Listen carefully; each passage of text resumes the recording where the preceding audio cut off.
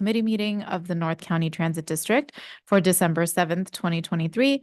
Before we begin, I would like to inform members of the public who may be viewing the meeting on the district's YouTube page that in order to make a public comment during the meeting, you must connect to the meeting using the Zoom link provided on the agenda. You must also register with the clerk by sending an email to clerk@nctd.org with a name and/or phone number and which item you would like to speak on.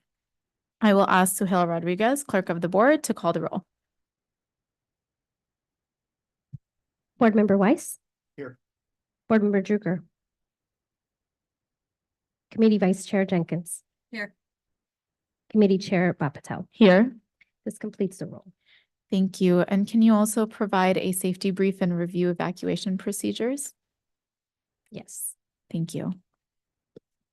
In case of emergency, I will dial 911. In case of an evacuation, please take the stairs. Do not use the elevator. Once clear to the building, do not re-enter unless cleared to do so by emergency personnel. There are fire extinguishers and first aid kits on each floor of the building. There's a portable defibrillator on the first floor and staff on hand trained on CPR procedures if needed. This concludes my safety brief. Great. Thank you. And are there any changes to the agenda today? No. Thank you. And do we have any public comments at this time? No, Madam Chair. All right, thank you. At this time, we're ending the public registration to speak under general public comment. And before we get into specific items on the agenda for this meeting, I'd like to outline meeting protocols to make sure that we're as efficient as possible. If we could hold our comments and questions until after the agenda item has been presented, that would be first. And then secondly, when the time comes for board member comments or questions, if you could raise your hand and wait until you're called upon to speak. Our first item on the agenda is going to be a presentation of the district's unaudited financial performance for fiscal year 2023. Yoon Park Lynch, our Chief Financial Officer, will be reviewing this item. Yoon, you have our attention. Good morning, committee members. I will be presenting a high-level summary of the financial results for the fiscal year that just ended on June 30th.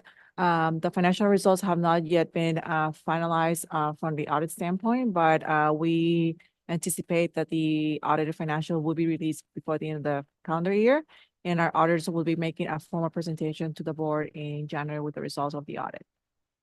So I just kind of wanted to bring out some of the financial highlights for the fiscal year FY23. Overall, our expenses were under budget by close to $27 million. With the most significant budgetary savings on salaries and benefits. Those are, for the most part, related to staff vacancies. We also had, we're also under budget on our professional services across the district. That totaled to about $16 million.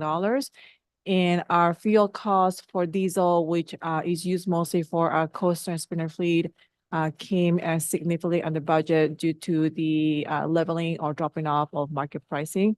When we developed our budget for FY23, we anticipated cost of the oil to be about $102, but it ended up being about $87 in average for the year. Our fair revenue for the year was pretty much within the budget. Due to the lower than anticipated expenditures, we also expended less than we anticipated for ARPA funds. We only spent about 6.7, and within our budget, we had anticipated to be using about $20 million. So any excess or what we call any savings or non-use of ARPA funds have been rolled over for FY24 and future years. At the same time, given that a lot of expenditures are on a reimbursement basis, specifically those related to maintenance costs, since they were under budget, we also had lower reimbursement from our federal and local grants. Any savings from the local funding, those were reprogrammed for a capital program. We had significantly higher revenues as well. That was for the positive for FY23. Investment income, as everyone knows, rising interest rates created more investment income for the district. So we were over budget by about $1 million. And we also received more credits from our use of our renewable natural gas for our Breeze fleet, both from the state and federal credits. And that came to about $1.6 million additional revenues for the district. I also wanted to highlight that our capital expenditures for the last, as shown in the prior multiple fiscal years, have far exceeded the budget, the board goal. The board goal is $50 million, but for this fiscal year that just ended, we actually invested close to $45 million in capital projects. Some of the largest capital projects were those related to the coaster expansion equipment, the brand new train sets that NCTD is going to be placing in service for the increased frequencies. We also have significant investments on the signal projects and as well as positive train control. I wanted to point out that there was a brand new accounting pronouncement that came into effect this last fiscal year. It's GASB 96. The reason that I wanted to highlight is that if you compare our audited financial statements from FY23 to FY22, you'll see some differences on our balance sheet. Without going to too much technicality, basically what it is that any technology subscription agreements, software licenses more specifically, for which the district, and this applies pretty much to any agency or anyone that's subject to GASB 96. Basically what it means is that any technology agreements, long-term agreements that you have, those are now required to be booked in your books as an asset and liability, pretty much similar to how capital leases were recorded last year. So that was a brand new application for this year, and we had to as well restate our FY22 financial statements to make sure that we comply with this brand new accounting pronouncement. Next slide, please. This slide summarizes the operating results for the district. The top section shows the total operating revenues as they compare to our budget and to the last fiscal year. The bottom section shows the total expenditures. As you can see, revenues were pretty much in line to what we had budgeted. And the major differential between our budget and our actual results are related to our federal and local grants. Like as I mentioned earlier, those are directly related to the diminished expenditures level. And then as well, like I mentioned earlier, our biggest budget savings were in our salaries and our professional services and on our material costs, mostly driven by savings on fuel for diesel. This slide shows our net position, which is our balance sheet for the last 5 fiscal years. As you can see, we have a pretty healthy balance sheet. Our cash ended close to $100 million as of June 30th. In the next slide, I'll show a few other financial ratios, but we are strong on the working capital standpoint. The large change are really on the what's called the current assets and the non-current assets. Those are marked with an asterisk. Those numbers changed due to the application of the 2 last new accounting pronouncement. Last year, it was related to the capitalization of some lease agreements. And this year, like I mentioned, is related to the capitalization for some of those subscription IT agreements, which for the most part are software licenses. Our fare box recovery illustrated in this graphic is the fare box recovery as reported to State Controller's Office. It is a modified calculation. We are allowed to include some local support as part of the formula for calculating fare box. We report 2 types of ratios. One of them is related to fixed route, which is all our services except paratransit. And there's a different ratio for paratransit. We're also allowed to deduct some expenditures from that calculation. Those are exclusions allowed by legislation. But as you can see, for the last under this modified calculation for fare box, we meet the requirement from the state. We need to meet at least an 18.8% for our fixed route and a 10% for paratransit for NCT to continue to be eligible to receive TDA funding.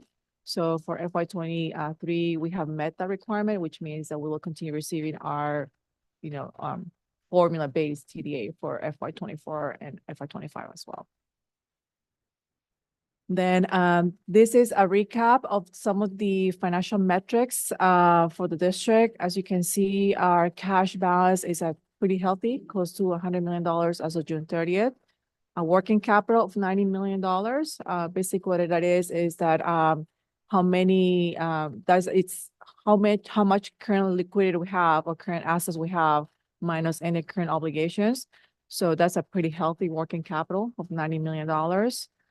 Which means that for the 2.31 ratio, basically what it is we have $2 for every obligation or $2.3 for every fund or every obligation current term that we owe. So that's pretty healthy. free cash, that's $72 million. The district receives cash for in advance for capital projects. So we deduct that from our cash to show what is our free cash, which basically what it means is that we have $72 million of cash available to meet our current operations, which is sufficient to meet at least 6 months of liquidity for the district, provided that we don't receive any grants in that time period. The next steps for the next few weeks is our external auditor, Ide Bailey, will be presenting the financial audit results at our January 18 board meeting. We'll be releasing our annual comprehensive financial report by the end of the calendar year, by December 31st. We'll also be submitting our reports to the State Controller's Office and SANDAC as required. And as well, we will be transmitting our Federal Audit Clearinghouse single audit results, which needs to be done within 30 days after receipt of the auditor's report. So that concludes my presentation, and I am available for any questions. Great, thank you. And do we have any public comments for this agenda item? No, Madam Chair. All right. Thank you. At this time, we are ending the public registration to speak on this item. Are there any questions from the committee? Yes, Board Member Weiss. Thank you. So you, in your financial highlights, your operating expenses were under budget by almost 27 million, and then you had excess revenues of about $1 million. So does that money just go into like fund balance, or do That you is actually? Correct. Okay. Thank you. Any other questions? Just one? Okay, Committee Vice Chair Jenkins. Okay. It's. Thank you. I have a couple of questions here. And so I have a question about the 27 million too. That's pretty significant. Do we ever make mid-year adjustments to our budget, or do we just write out our budget for the year? The reason I'm asking is if we know we have more, we're going to have more money mid-year. We knew we had all these vacancies going on. Should we adjust our budget so some of it goes into other available, other needs at that point in time or not? So within our budget policy, we come back to the board if we anticipate that total expenditures are going to be over the amount that was approved by the board in June. Within a budget policy, departments and divisions are only allowed, or are also allowed within their budgetary to move funding among different expense categories. And the executive director also has the authority to do budget transfers between different departments, between different divisions. So only at the time that we anticipate that our overall expenditures are going to be in excess of what the budget of what the board approved, that's when we'll come back to the board. However, we do look at our budget. We do look at every quarter on how we are doing compared to our budget. We report that on a quarterly financial report to the board. Because if we anticipate that we're going to have any excess or what we call savings, we submit amended claims for TDA with SANDAC, and we reserve those funds for future capital projects. So any savings that we have for operations, we make that fund available for capital expenditures. Because as everyone knows, and you'll see next in our slide, the district has far more capital needs than funding available. So what that does is that makes those extra dollars available to advance some of those projects that were not able to be advanced initially to the capital program. So we're only looking at the expenditure excess or versus not the revenue. Well, there's certain revenues, for example, for the federal preventive maintenance revenues, unless you incur those expenses, you can't draw down the revenue. So if your expenses are down, your revenues are going to be down because you cannot get reimbursed for an expense that has not occurred. However, because those grants from the FTA, those are formula grants, those funds roll over for the next fiscal year. So they're made available for FY24 and FY25 and so on. Okay. And then the professional services, I think you touched on this. Was that mostly, did you say from Sprinter, and explain that further, because that's a significant amount too, 15 million. Actually, it's higher than the other. I think you touched on this. I just didn't catch it. So No, Princess Carter, the savings were related to the diesel, the materials. So professional services, the savings were really across the district through multiple departments. As you're aware, through our budgetary process, NCTD is very conservative on how we budget our expenditures. Sometimes we do it on the worst case scenario because we want to stress test our budget. So, professional expenditures can range all the way from, special, studies, legal professional services, inspections, maintenance. So basically what it is that we budgeted conservatively how much we think we're gonna spend for next year, and then those expenses don't materialize. There was nothing specific that it could be the entire $50 million. It was just across the district, across all the departments that we just came under budget. Okay. And then the American Rescue Plan, you had said we had expected, I think you said 20 million. When does this expire at some point and we use it or lose it? Yeah, that is correct. However, we have available for that fund through 2029. 2029, okay. Okay. And it's very restrictive. It is actually much more flexible than our formula funds because that can actually be used to, the intent of the funding was to supplement the loss of revenue from transit agencies, more specifically sales tax revenues or fare revenues. So when we have the shortfall like we did this year, so because again, we have it's all really about color money and the restrictions from the different color monies. Like the FTA formula funds only allows us for maintenance activity, but doesn't allow us, for example, to pay for transit operators or pay for Right. fuel. Whereas the ARPA fund is much more flexible. Okay. So when there's a need, then we use once we run all our net activity for the year, and then we see like a operating deficit, not from a maintenance standpoint, then we draw down on the ARPA funds. But in our budget that we proposed last year, we were intending to use those funds all the way through FY 25. They Okay. were incorporated as part of the budget. So yeah, so those additional funds, we can continue using it through 2029 per legislation. But our projections indicate that we're probably gonna use all of it sometime around 2025, FY 25. Okay. And then, on the capital expenditures, where we expended, much more, did we just, I want to go into that a little further. So did we have, more projects that we were able to accomplish? Or did some of the projects come in less and we were able to put the money elsewhere? So every year, we program we're gonna soon go in our third presentation of the projects that we anticipate we can implement in the next few years based on the funding that's available to the district. The $50 million was a goal set by the board at some point in time several years ago. It's really a goal. It's not really a mandate. Like, what do we think we want to invest on our capital needs? In reality, it's a $50 million doesn't get you a lot. And those are probably based on dollars from, 10, 15 years ago. Really, the needs of the district exceed from a capital program what we see.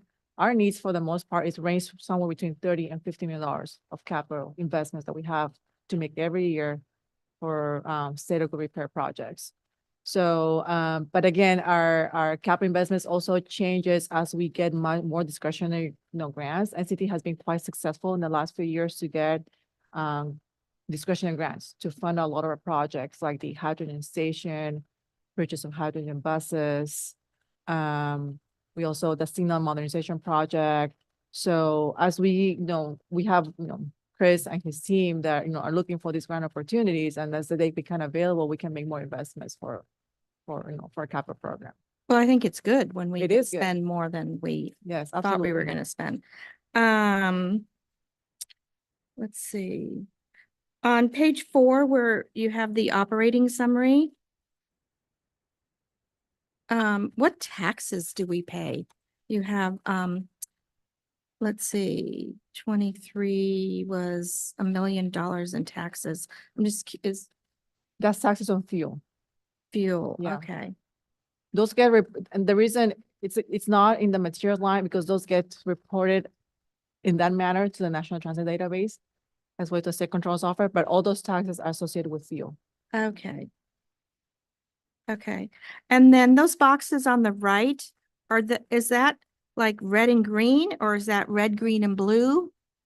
I'm just trying to, Maybe I need to see the box. it's red and green. Okay, so, okay.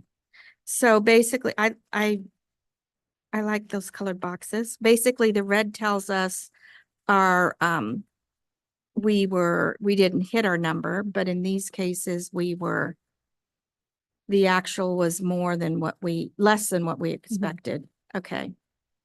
And then, okay. Didn't understand the taxes. And then, back to the net position, next to the net position. So that seems like a pretty significant drop, or changes. 1 year we were 509, 2020 we were 479. That was the start of COVID. Then we jump up to the 781, then we go up to the 822, and then we drop. I guess that's not that significant. But my question here is, as you look ahead, so, some of the public agencies are talking about a fiscal cliff. Are you at all concerned about a fiscal cliff for North County Transit? Because we're pretty strong with. I'm not really concerned. And then I will soon have the presentation of the additional funding the NCD was able to receive through SB 125. That net position is actually two components to there. One of them, there's also one line item called net investment in capital assets. So that 773 is a combination of what your current activity, right? It's not just cash or accounts payable. There's a net investment capital asset component. The big jump between FY20 and FY21 is that SANDAG implements a lot of the capital projects for the district. For example, like double tracking projects. So when those projects are completed by SANDAG, they are transferred to NCTD.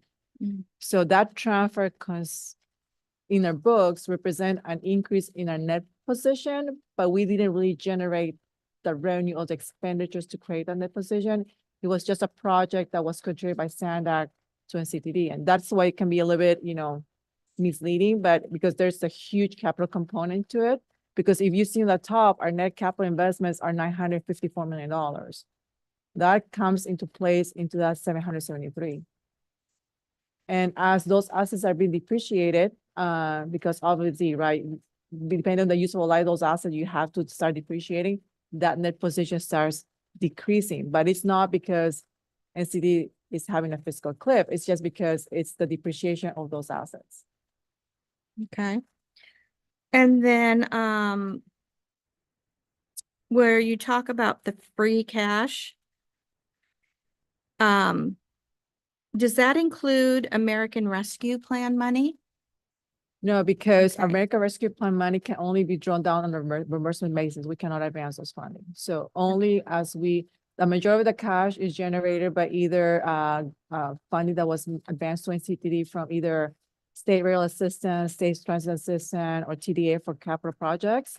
And we also generate cash through our right-of-way activities because we also get reimbursement from Amtrak and Metrolink for our right-of-way usage. So, but no, we cannot advance ourselves on federal funds. Those are always on a reimbursement basis. Okay. Those were generated with local state funds. I guess, who came up with free cash? I guess nothing's free. I'm just curious. We came with that concept to make it clear that if someone thinks that you have $99 million on the bank, you don't really have $99 million because you have to fund capital projects. So we wanted to show the $99 million minus the capital payments that we have to make in the next 12 months. We only really have $77 million for operations. Okay. And that was incorporated as part of our board policy. We actually have a board policy on minimum cash that NCD needs to maintain. And that definition is within the policy. Well, it's impressive to have these numbers available because many public agencies don't. So good job. Thank you. Thanks. All right, any other questions from any of the committee members? All right, seeing none, I don't have any. Sharon asked some great questions. And I know that there's no vote required for this item, so it is an informational item and we'll move on to the next one on our agenda, which is to receive an update on the district's pension plans, funded status, participant data, required contributions through fiscal year 2030, and other analyses. Yoon Park Lynch will also be presenting this item, so you have the floor. So in the next few slides, I will be presenting brief summary on where our pension plan liability stands for the district, as well as some metrics related to sensitivity, as well as what are going to be our future contributions for the next few fiscal years. So just to kind of this is more like a definition, just to kind of give a quick recap, what is a net pension liability? The net pension liability is pretty much the obligation that the district has to pay for future retirement benefits for employees. Within the pension, there's also assets. Those are investments that have been set aside as NCD has been contributing towards the plan, as well as employees to fund those benefits. The gap between what we owe and what the pension has is what represents the net pension liability. We rely on CalPERS to prepare annual valuation reports on how our pension liability is standing. And a lot of the assumptions are used for the pension liability are really determined by the CalPERS Board of Administration. Some of the assumptions that are very important and drive a lot of the numbers are related to interest rates, salary increase growth, inflations, as well as investment returns. There's also demographic assumptions related to, what is the participant group makeup, what is the projected retirement age, and what is the life expectancy. I wanted to also summarize in here that who are the participants that are currently within the NCD pension plan. As of the last valuation report, those valuation reports are always done 1 year behind. As of 2022, our covered employees was 1,322. The increase between 2021 and 2022 was for the most part attributed to the insourcing of rail operations and maintenance. Those employees were brought in-house in the district at the end of June of 2022, and that's reflected in this table. Active employees is 245, and then inactive employees that are receiving benefits is 642. Those are retirees. And then inactive employees mean employees that have terminated with the district. They are not yet receiving benefits, but they have some sort of vested interest in the plan. Those are 435. This brief table summarizes the net pension liability for the district in the last 5 years. As you can see, in 2022, our plan had a decrease on the funded percentage. It went from 81% to 71%. And the main reasons are due to the cells are highlighted in orange. So basically what it is that there is an interest cost component to the pension. And the interest component is meant to be covered for the most part of the investment returns on your plan assets. Everyone knows that 2022 was a year where the markets were down for the entire, stock market. So this is something that will not only affect NCTD, it pretty much affected every pension plan across the nation and every pension plan in CalPERS because they're all invested within the CalPERS system. So you can see in 2022, we had a net investment loss of $9 million compared to where we were in 2021, which you can see the investment gains was $22 million. And that's why you see where you had a huge jump on the funded percentage. So in 2021, huge investment gain, your funded percentage goes up. 2022, large investment losses, your funded percentage goes down. The other thing that also affected our pension plan for 2022, and it was not unique to NCTD, is that CalPERS changed the discount rate. It reduced the discount rate from 7.15% to 6.9%. When there is a reduction in the discount rate, it creates an increase in your pension liability. So the effect of that change was close to $3 million. So basically, it made our liability grow by $3 million just by increasing the discount rate by 1/4 of a percentage point. As I mentioned earlier, a high return increases the funding status of the plan, given that your plan assets are higher. And then, like I mentioned earlier, the funded percentage is truly a formula of dividing your pension liability by your plan assets. So the sensitivity analysis, why is this important? This is really important because it's meant to show what is the effect on your pension plan when the discount rate is changed. So the current discount rate now is 6.9%. It used to be 7.15%. If someone were to refer to the discount rate that was used by CalPERS over like maybe 15, 20 years ago, it was close to 89%. When they started this gradual reduction in the discount rate, a lot of plans starting to see their pension liability grow and their funded percentage start coming down. 1 percentage point of discount rate has a huge effect on your pension plan. If CalPERS were to decide at some point in time they want to change the discount rate to 5.9%, that means our liability grows by $17 million. On the other hand, if they were to increase the discount rate to 7.9%, our pension liability goes down by $14.4 million. A lot of decisions related to discount rate is driven by market. What is the projected return that CalPERS thinks the market is going to return? That drives a lot of the decision. And as you can see, they have seen in the last 15, 20 years that 8 to 9% investment return on the market is maybe too aggressive. It's not really what the market is returning. So that's why they've been doing this gradual reduction in the discount rate, and currently we see it at 6.9%. If the market were not to perform in the next few years and we are under 6.9%, they could come back and say, we're gonna make that rate lower. Basically means it makes our pension liability higher. It is, our pension, it's always a moving target. It always depends on how the markets are performing and changes in assumptions. Next slide, please. NCT is required every year to make 2 types of cash contributions to the pension plan. One of them is what we call the normal cost, and the other one is the unfunded accrued liability. The normal cost is the contribution that NCT makes every pay period, along with the contributions that are made from the employees. So it's the salary deferred component plus the employer contribution match. That match fluctuates every year. CalPERS 2 years in advance tells the district what that rate is going to be. I think currently it's close to 8.9%. I think last year might have been like around 7.8 or around 8%. Then we have the other one, which is the unfunded accrued liability. Basically what it means is that the portion of the plan that you owe based on past service, and there's a gap, you need to fund that. So that is the ULI payment. So we make those 2 types of payments every year. Our goal is within the district is to have that unfunded liability payment paid by 2035. We have set out that goal within the district.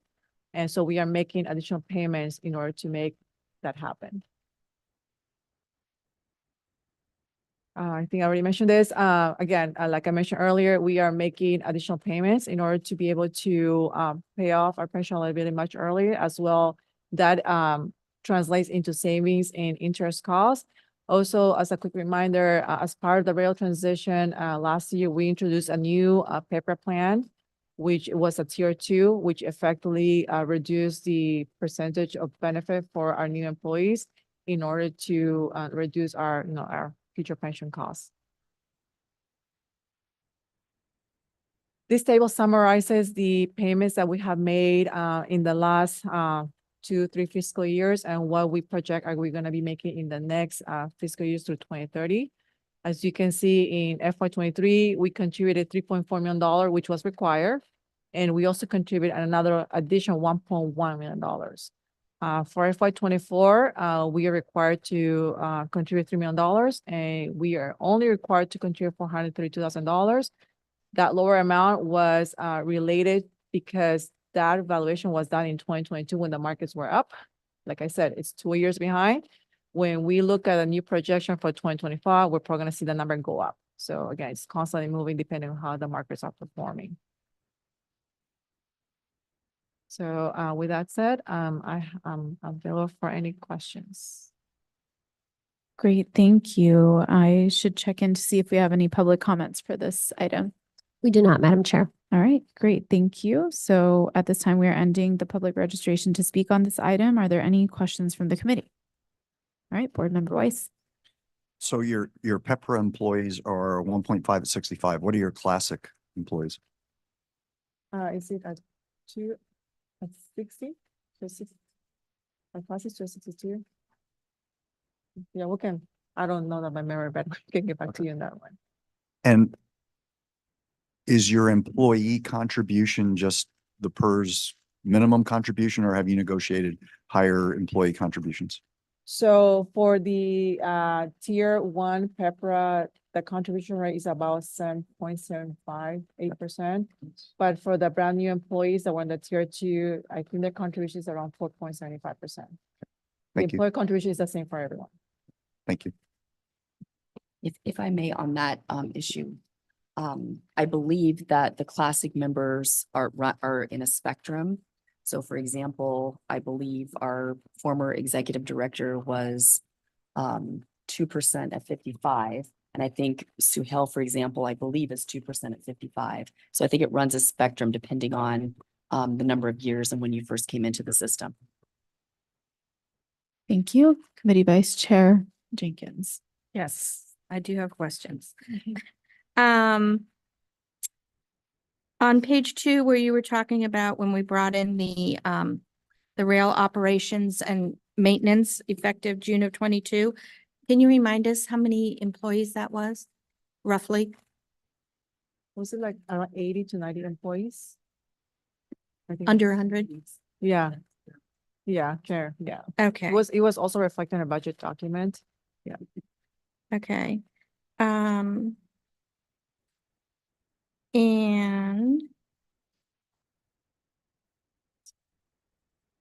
on page 4, where you talked about projected returns, you mentioned about, I think you have discussions during the year or hear what discussions CalPERS is having. Do you have any projected return as to what they expect this year at this So point? I know that at 2023, I think I have a slide in there. What was the return for 2023? Because they just reported the 5 preliminary. So they are projecting Yeah, 5.8. For 2023, 5.8. That was the preliminary result for 2023. Correct. Okay. Okay. Well, at least they're positive this year. It's still under the 6.9% though, as a discount rate. So there's always that gap. Okay, okay. And then where you talked on the sensitivity analysis, if they change the discount rate, is that a one-time payment that we have to make if they change it? Or does it go into that UAL? It goes into the UL. Okay. Okay. Okay. Let me look at my notes here.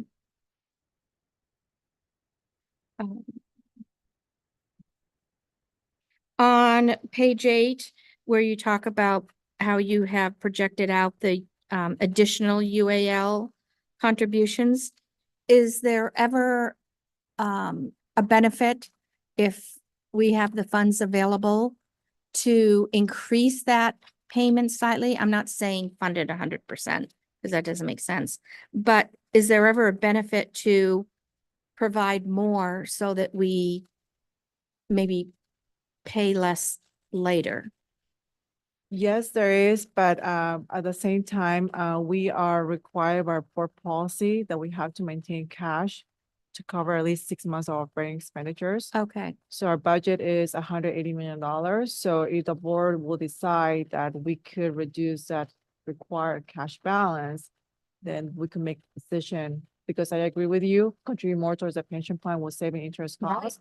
But we're also required by board policy to maintain a minimum cash balance. so is that something that should be analyzed as a one-time, maybe not a policy change, but a one-time exception, if you will, that we could save future boards money in the long term? Or do we not even go there? Yeah, that's a question for everybody. The board policy certainly can be waived. It's not based on state law or any other, law. So all the board would have to do is waive that policy For as a that? formal action. Okay.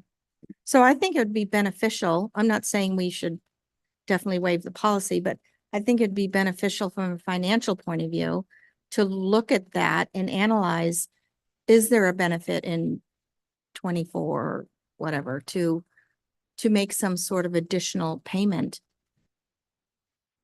Is that something Yeah. we can, Yeah, we if can everybody definitely- agrees, Yeah, we to can look have into you it. look at that? Because we can save the board the agency some money. When is the next PAF committee meeting scheduled for February of next year? It is, I think, May. Till May. May. It would be great to bring that Mhm. to the PAF Yeah, committee for consideration. great. And then make a recommendation to the board to waive that policy if the PAF committee thinks that makes sense. What do my counterparts think? Just Look at it. It's never gonna get paid off. Oh, right. And you never want to pay 100% because it's going to fluctuate over the years. I just think it's prudent to look at it. That's all. Madam can- Chair.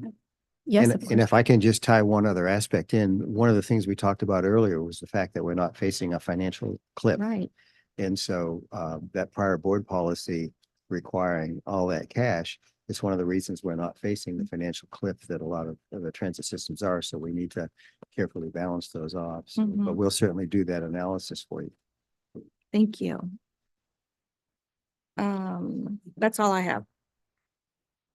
Okay, I have a few questions. So, just to confirm, the minimum percentage that we need to have, for our funded percentage is 70%. It looked like that. Well, there's really no minimum. The funding percentage is basically, there's a requirement that we have to reduce our pension liability. That's why we're making those unfunded calamity payments. By like, No, I just meant, sorry, and what I meant was, from an agency perspective, because I know, like, for instance, the city of Carlsbad has a policy in place that we want to have at least 80% funded. So I'm just curious if NCTD has the same. oh yeah, no, we do not. We don't have a we do not minimum? have policy Okay. of the minimum funded status. Got it. And then, remind us which pot of money that this comes from when we're paying for it, for the pension plans, like what is that general pot of money that it comes from? Typically, it's just from local funding, local support. Okay. TransNet, TDA, internal generated revenues. Okay. Yeah, no, the reason why is when, board member Jenkins was asking around, is there a way, I was just trying to figure out, okay, I know it's a moving target, and that was, that was definitely something that I had written down too, that I know we say we're going to try to make it happen by 2030, but I feel like it's just a constantly moving target. So, Yeah. and I know it's not through any of our faults. It's just something that's been set up that way. So, okay, well, those were my only questions. I don't know if there are any other questions that have come up from the board members or committee members. Okay, great. I don't believe we're taking action on this particular item. Yeah, it was just informational. So we'll be moving on to our last item on the agenda, which is an update on the fiscal year 2025-2029 capital improvement program. And this will be Yoon and Chris Orlando, our Chief Planning and Communications Officer, who will be presenting this item. And I'll let you all take it away. Committee members, I'll be making, Chris and I will be making a joint presentation. So I'll start more with the brief summary of how the capital program works and how is it programmed here at the district. And then Chris will go into more details on our strategic initiatives and our plans for the capital investments in the next coming fiscal year. Just to kind of give a quick recap, a capital program is really a plan of projects that the district plans to implement in the next 5 fiscal years. In reality is that the most recent coming fiscal year, which is the one that is FY25, is the one that's programmed in the RTIP and drives on how we apply for the funding for federal and at local and state level. The next few years from FY26 or FY28 are more for planning purposes. And those are not the ones that really program through the grant process. Those are, that can be changed every fiscal year since capital needs evolve as priority changes. Project managers are the ones here in the district who lead the capital programs. They are responsible for identifying the capital needs for districts. They also look at what is the future funding needs when they expect those projects to be implemented. And the capital project steering committee, which is an internal team of chiefs at the district along with the executive director, we look at the projects very closely and we evaluate those projects based on the priority and based on the which I'll show in the next slide, based on the criteria and based on the project benefit that it brings to the district, and based on how many of those goals they meet, then they are advanced for funding. So this is a recap, a brief summary of what are the things that we consider when we evaluate project for advancement. Obviously, we look at the project benefits. We also have to make sure, are they contractor required? Those projects are still ongoing, and then those need to be completed. Are those mandated by regulation? Are they have security and safety implications? Do they also address some of the district's climate change goals, as well as social equity? So all these criteria and all these questions that you see in this slide drive on how the chiefs within the capital project steering committee will determine which projects are going to be prioritized for funding. The final or the proposed capital program will be presented to the board on January 18. As things may change between January and June, if there are any changes to a capital program, we'll be back to the board during the approval of operating budget, so that capital program is reauthorized. All projects that have been approved for funding in January are required to have project managers have those project readiness for implementation. So that means that those projects have to have scopes of work completed. So that way we ensure that only those projects that are ready for or are shovel ready are funded. All years before the current year can change. So as I indicated earlier, FY25 is the list of projects that are going to be programmed for funding, and the other years will change as priorities for the district evolve. Also, NCTD's capital program is also contingent on the district receiving discretionary grants. Kind of question that was asked earlier, how are we able to achieve those goals and be in excess of $15 million? And all of that is driven by the different discretionary grants that the district applies for throughout the year.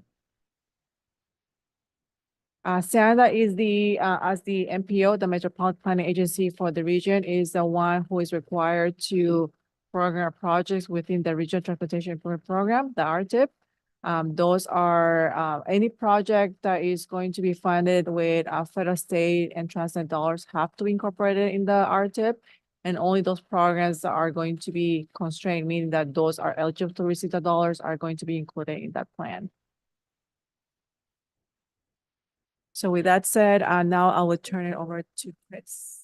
Thank you, Ian. So as the board knows, as a part of its annual budget process, it adopts strategic priorities.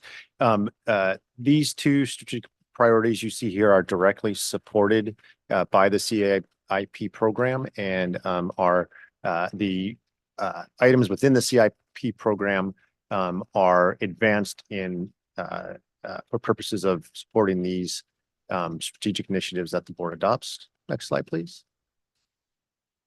As you also know, the California Air Resources Board has adopted two measures which are impacting our CIP.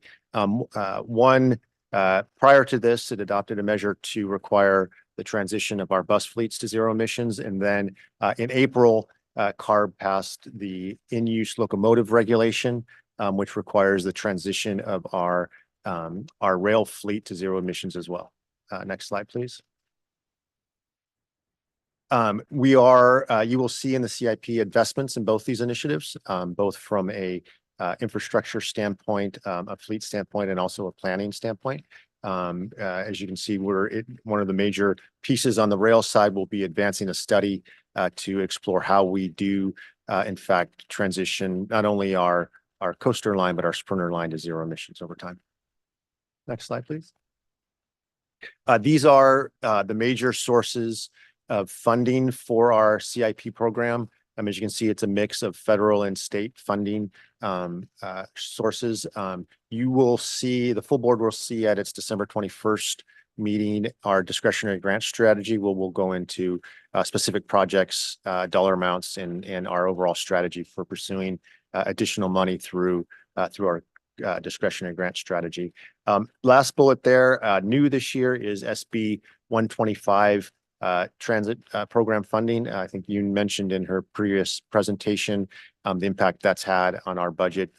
It is an extra allocation of state TIRCP funding that transit agencies are receiving. Next slide, please. We'll talk a little bit more about that since it is new. Our allocation over the 4-year program is a total of $113 million. The bulk of that will come in the first 2 years.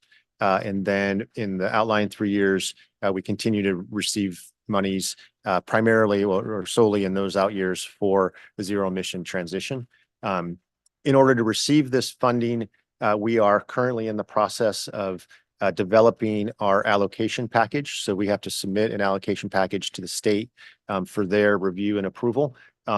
Because this funding flows as other TIRCP funding, our allocation actually goes to SANDAG, and then they pass that funding to us. So our allocation package and how we're spending the money not only is requiring the approval of state, but we're also seeking concurrence of SANDAG and collaborating with SANDAG on the use of these funds. So we're in the process. We have submitted our proposed funding allocation to SANDAG and are working with them. And we'll be at NCTD creating the actual package, but it is SANDAG who submits that package to the state for approval. Next slide, please. These are the major areas for the SB 125 funding. When we presented to the board in July on this funding, the guidelines were not yet public.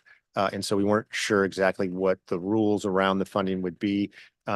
Later in July, we did get the rules, and they lay out what are some pretty specific requirements for the funding, particularly around the capital dollars. Our hope when the funding was issued was that we would use this funding solely for capital projects and primarily state of good repair projects, but they have a very strict requirement within the guidelines that the capital uses must increase ridership and must reduce GHG, which doesn't necessarily align well with some state of good repair projects. So our strategy for the allocation package is kind of threefold. So we're gonna apply for funds in all these 3 buckets. So we have some specific capital projects that meet the requirements that we'll pursue funding for. We have our zero emission transition projects, which we'll seek funding for. And then we will use a portion of the funding for operations, primarily in security and maintenance for operations. And the advantage of that is that'll free up those funds for capital expenditures on the other side. So it's really a color of money exercise that we're going through. So that's what's included in our allocation package. Next slide, please. So these are the priority needs within the CIP over the 5-year period. I won't go through them all. Most of these are projects that you're familiar with, but I will highlight a few things. So the San Diego double track phase 1, you see there at 13.2 million. The Del Mar Bluffs stabilization project phase 5, which is starting later this year. That project went out for bid earlier this fall, and the bids actually came in higher. So that 9.9 number you see there is an increase from what we thought the cost of that project would be. Other highlights, the San Diego double track phase 2. So this is the bridge replacement double track and special events platform. Within the SB 125 allocation, we've included $36 million for the special events platform. And there's a strategic reason for that allocation. As we've applied for federal funding for that project, the federal government has been more interested in the bridge replacement and the double tracking than the special events platform. So by funding the special events platform, with state funding, it makes the project more advantageous for the federal funding. So, and the state really likes that platform because it supports their low sand service and other things. So by parsing that out through this funding, it's going to help us with getting additional federal funding for that project. We have some additional state of rail infrastructure, signalization, state of good repair projects that you see there. Next slide, please.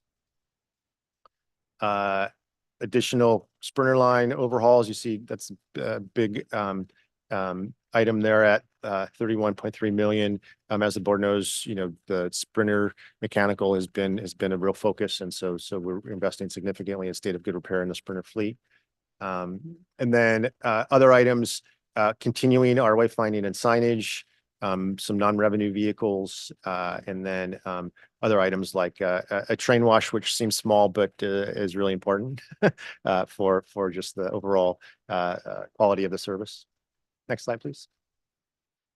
And then these are, as I noted before, within the SB 125 funding, we are allocating a portion for safety and security measures. So these will be the typical, the types of projects that they'll fund.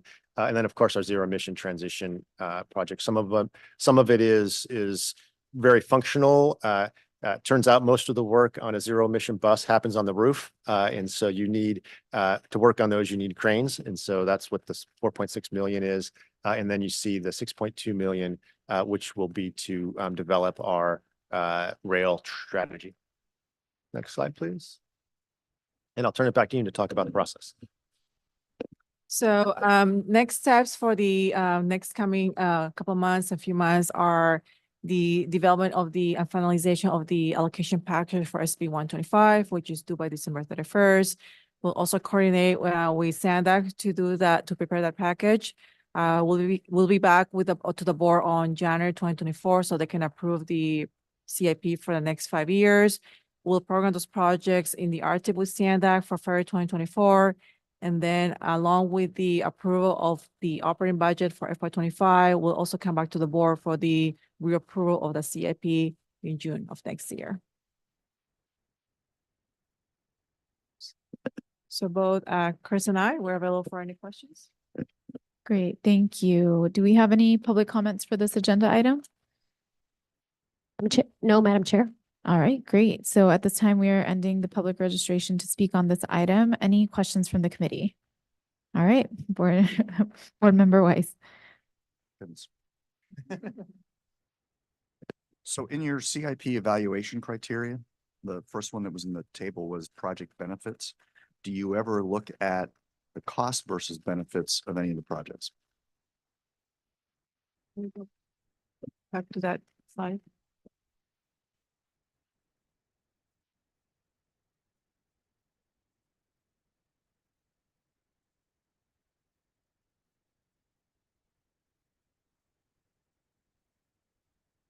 Right there.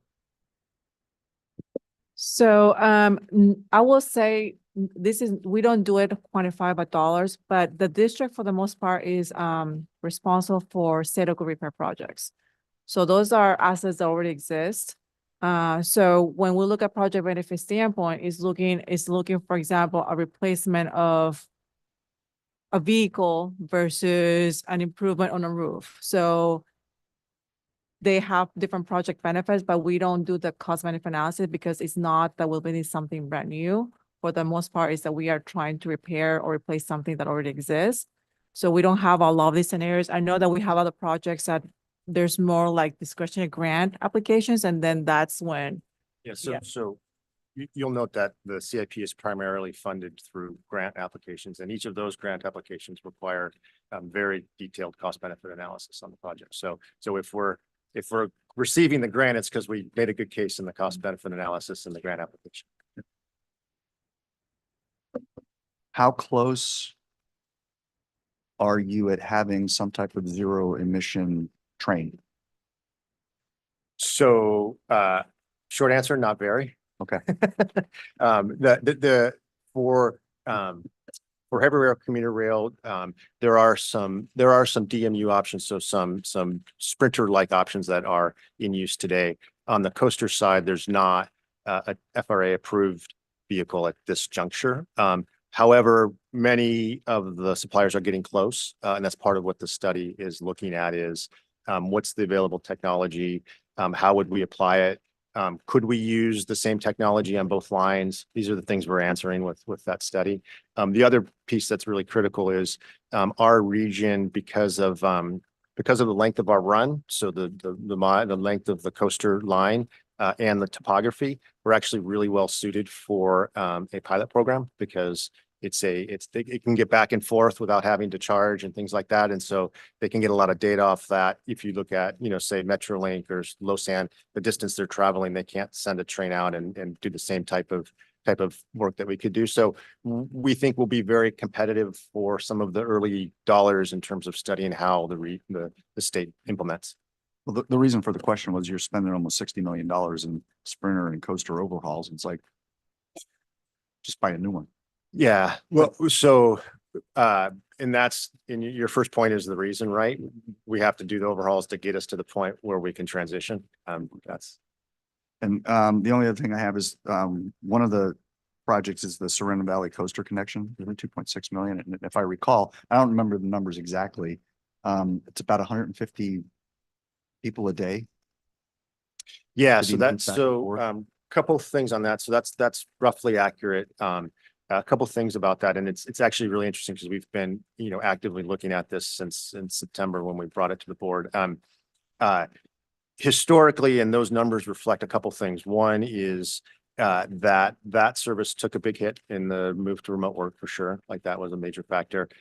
Also, there was a 2-month work stoppage where MTS, their contractor had a strike, and that service altogether stopped for 2 months, which really impacted service. We've been out actively surveying the community, and it's been actually really, we've had a really positive response. We've had over 300 responses to the survey. And we've also done, we did a webinar with about 25 businesses, including Biocom, which represents the whole industry. And we were out at last Monday night, Katie Persons and I went to the Mira Mesa Town Council planning group. And I can say overwhelmingly, the reaction has been very, very positive about us providing that service. The other thing I will say is those ridership numbers, we don't believe the ridership has been optimized on that service. And I'll give you an example of one thing we've learned through the survey. Route 972 goes up into Sereno Valley. One of the things that we found out through the survey is it not only we knew this, but it stops a mile short of where Google is. But what we found out through the survey is there are Googlers who are taking the route to its terminus and then walking the extra mile to get to Google. So we think there's ways we can optimize and increase ridership, particularly with that level of engagement from the business community that we're seeing and the residents. So we think it'll make sense. Okay, because my concern was for 150 people, that's like 17,000 each. So I don't like to I'll make buy them. assurances or guarantees, but we will do better than that. Thank you. Committee Vice Chair Jenkins. Yes. Question on page 6 where you talked about the zero admission programs with CARB, and the 2030 requirement to have 50% of your annual fleet tier 4 or better. Correct me if I'm wrong. Aren't all of our locomotives now tier 4? Yep, we've met that So requirement. we've already met that. Yes. So the next requirement is we don't have until 35. Okay. Let's see. And we are way ahead in regard to the rest of the state in that Right. regard. So Because we've been buying the yeah. buses and, that's allowing us to get to the next step faster, which is good. right. Because it's only going to get more expensive later, so we get to it sooner. Correct.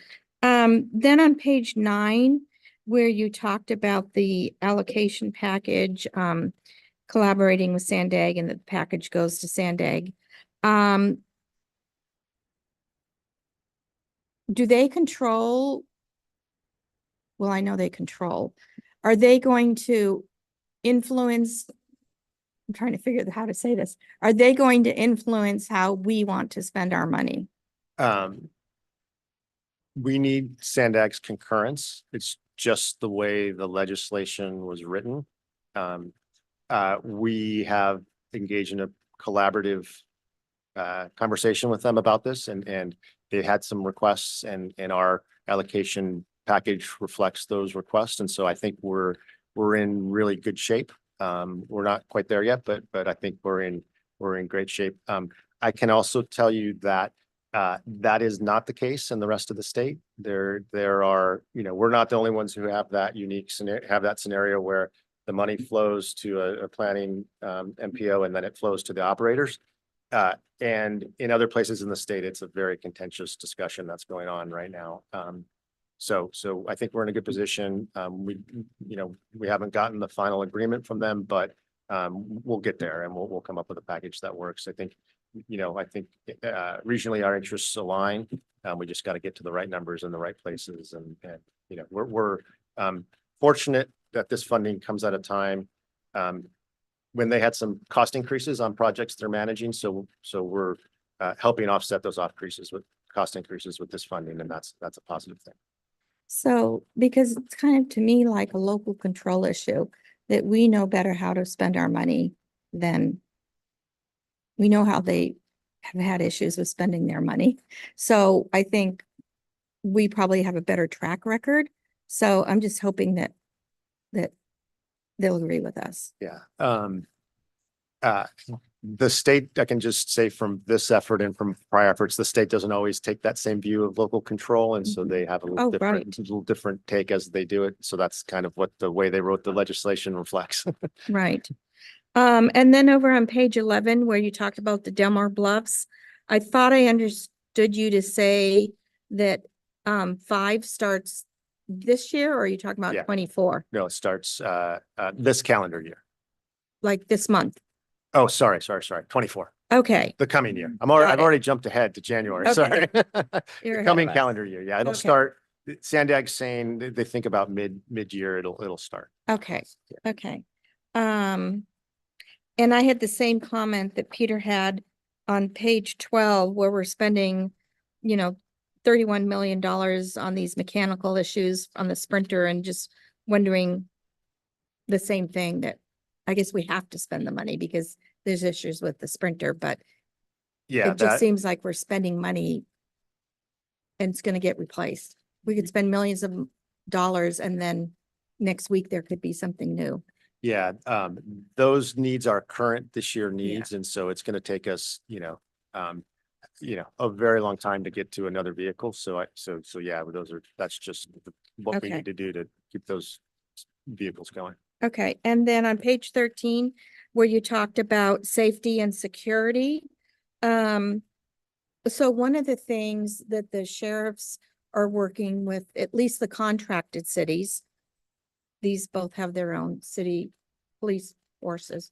But they've started to work, and CTD contracts with the sheriff. So, the sheriffs are starting to work with the cities to bring in some cameras into the city for certain things, not license plate readers, but cameras. So I'm just wondering, as we're working with the safety and security, if we should also be talking to our whoever manages our contract with the sheriff, if we should be looking at utilizing, and maybe we already do, some of those cameras. Yeah, so we do work closely with them, and that's the advantage of being, also a contract Right. entity with them. So very close coordination. What you see there is our internal system. So that's the cameras that we control and monitor Okay. all the time. But our sheriff's unit benefits from the system that you're talking about as well. So we can leverage both. Right, because for these systems, they have the money for it. Yes. So Yeah. that helps us out too. Okay. That's all I have. All right, great. I have a few questions also. And so I know when we've talked about CIP before, and even within our own city, I always get the question from constituents around criteria. So I really appreciated that we talked about, how we tend to prioritize that. If I could just dig a little deeper and ask, is it both quantitative and qualitative criteria that we're looking at, or is it just, and then generally are we, just to tag on to that, do we receive any community feedback, or are we utilizing community feedback to prioritize those as well? Or is it just, our management that's making that decision? So outside of the quantitative that it's provided through a specific grant application, it's for the most part qualitative. Because again, our projects are, the vast majority are really state of good repair projects. So we don't really ask for public input because it's really about replacing something that already exists to make it functional. But we have a lot of state of good repair projects across the district, and we have to determine a way to prioritize in those. It could very well be that maybe there's something that has way past their useful life, or it has the security, safety implications, and obviously those are going to be more important. But again, state of good repair, so we don't really engage public comment on those. That's for the most part, collaboration done among divisions and chiefs across the district, engage project managers as needed so we can get more information about the projects.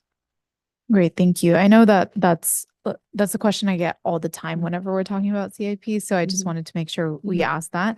And then the only other question I had was around the costs regarding the Del Mar Bluffs.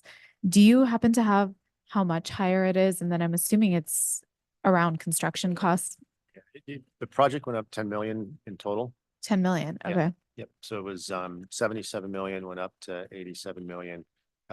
Sandag covered 2.5, and they came to us with a request for the other 7.5. Okay, great. Other than that, my other questions were asked, so I am good. I'm gonna look to see anybody else have anything else. Okay, yes. I just have one more about Del Mar Bluffs 5. So it'll start in 24. How long do they anticipate it might take?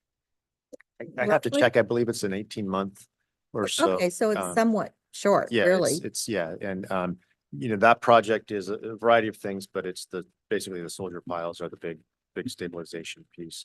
And just as a heads up on that, that project will require extended all work windows. So an all work window is when we stop rail traffic to work on a construction project. So we're in the process working with Sandag, Losan, BNSF, Metrolink on what that looks like and how that works, but there will be some extended work windows to accommodate that project. As you know, it's critical. We need to stabilize that bluff for lots of reasons. Thank you. Great, thank you. I know there's no vote required for this item. Thank you so much for the presentation. It's informational only. Our next scheduled meeting is our regular board meeting, December 21st, 2023 at 2 p.m. And this meeting is adjourned at 12:15.